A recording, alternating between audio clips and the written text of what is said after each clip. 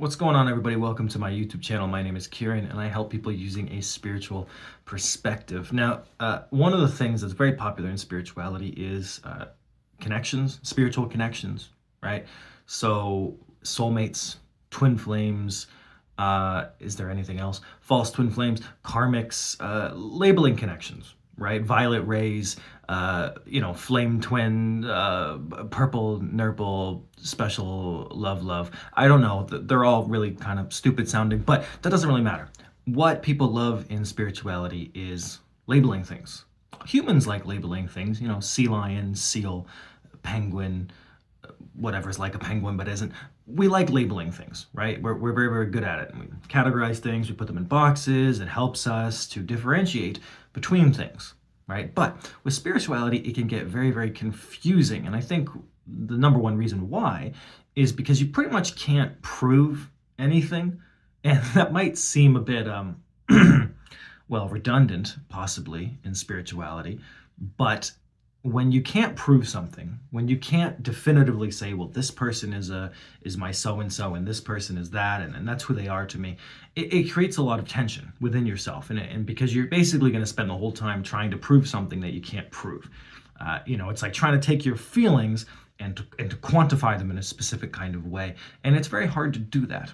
So the best advice that I have with people who find themselves coming across spiritual labels, terms that they might feel drawn to, gravitate towards, whether it's something like a twin flame or a soulmate or any other stuff, the best thing to do is to not name it, right? Feel what you have to feel, contain it, right? But don't actually name it.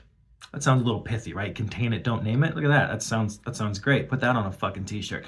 But anyway, don't name things. It spoils things. I think, right? In my experience, because when you immediately try naming something, you take away the magic of serendipity. You take away the trajectory of a natural flow, and you start coming up with expectations, and you ruin something that could already ruin itself. It could filter, it could fizzle out, it could change, it could grow, it could become stagnant, it could go like this, and then it could suddenly go like that, or it can be a gradual build, it can go nowhere, it can be flat.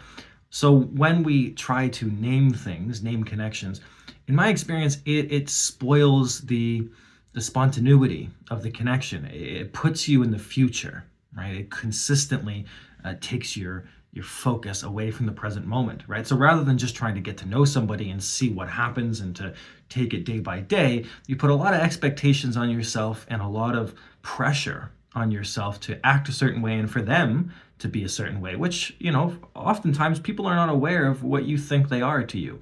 So the way that you interact with them suddenly becomes a burden to the other person, and it becomes dangerous, right? But with spirituality, a lot of people just ignore these rules in general because they found something that they think they like.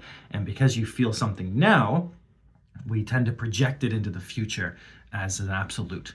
And that's one of the worst things I think you can really do in spirituality, is make absolutes about something that you're currently experiencing now, often which is usually the first time experiencing it.